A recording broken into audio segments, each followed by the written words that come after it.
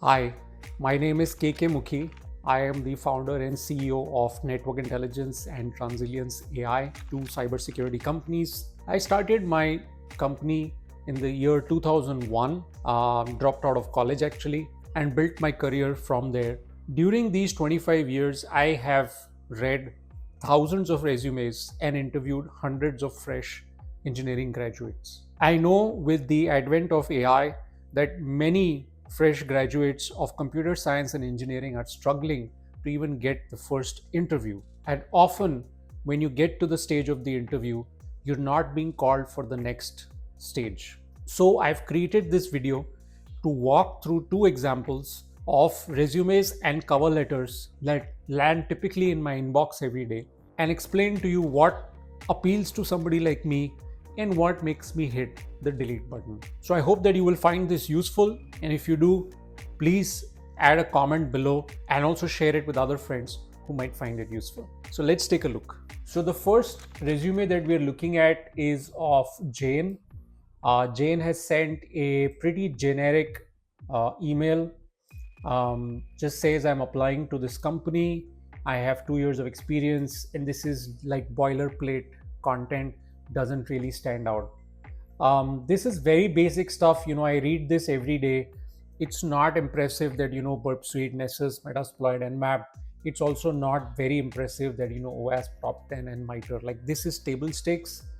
Yes, it's interesting to see that you've completed 300 plus labs. I definitely like that, but it's not kind of jumping out and making me sit up and send this resume immediately across with a note attached. And so that's it. That's where it ends. Now let's take a look at the resume itself. Again, very generic stuff. I see this all of the time. Any AI tool will help you create a paragraph like this, and I'm just quickly scanning through the keywords that are jumping out for me. Black box, gray box, SQL, XSS, IDOR. I mean, I have been looking at OWASP top 10 since the day it started. So these terms are like very boring. I'm not, for example, seeing anything cloud security. I'm not seeing OSCP. I'm not seeing any AI red teaming skill sets over here, or any interest in those kinds of areas. This is like script kiddie stuff. Um, this is probably the only thing that would kind of make me pay attention, but that's about it. And then the 300 plus practical labs, but then the rest of it is all just meh, nothing really stands out.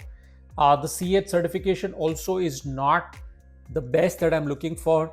I'm always looking for OSCP or better ones than that. And so let's look at now another resume. This is John Smith. Now, John Smith's immediate appeal to me is that he has done research. So he's talking about Transilience. He's talking about the fact that he's checked out our community tools, our pen test repo. He's talking about the other projects that we have shipped out open source. And then he's highlighting that he's already done 30 plus web API AWS. This is very important for me to read, that he's worked with SaaS customers, he's worked with cloud. And then he also maintains an open source recon pipeline tool, which has 320 plus stars, decent, very, very decent achievement. He has CVEs that have been recognized, and he has found flaws in various software on bug bounty programs. And he holds the OSCP and the CRTP certification, and also the AWS security specialty exam, which is booked for May, but okay, I will take that. So this is all good stuff, right? Immediately, I don't even have to read this person's resume. I'm already quite happy with the cover letter, but let's take a look at the resume as well. And here you can see that offensive security engineer with 2 years, same 2 years experience over there. But look at this resume now. Again, the Hall of Fame is highlighted. Vulnerability disclosure program success is highlighted. Open source repos, which are popular, also highlighted. 14 technical write-ups. Maybe it's their own blog, maybe they're self-publishing, but that's impressive for somebody with 2 years of experience. And he says that they have received 40,000 cumulative views. Okay, I will accept that. And this resume, even if it does not 100% ring authentic, it gets you through the first filter, which is somebody like me, and then gets you to my technical team to do the actual eval. But I like the stuff that you've chained flaws and figured out something which was very, very significant. You've built open source Burp Suite extensions. You've authored SemGrep rule packs. Like, this is super impressive. Obviously, even one or two of these in your resume would be impressive enough. And then, S3 misconfigurations, IAM enumeration, all of this is excellent stuff. So I love the fact that there are these open source projects that they are building out, contributing to. They've given a link. Obviously, in a real resume, there would be actual URLs which I could open up and read, and also the CVEs that they have found out. Finally, when we come to certifications, they do have the OSCP certification. They also have the Burp Suite certified certification, and they also have CRTP, which is even more impressive. And they're planning to get the AWS security certification. So I hope that this comparison was insightful. Let me very quickly summarize what this means. One, please send out personalized cover notes to the person that you're applying to.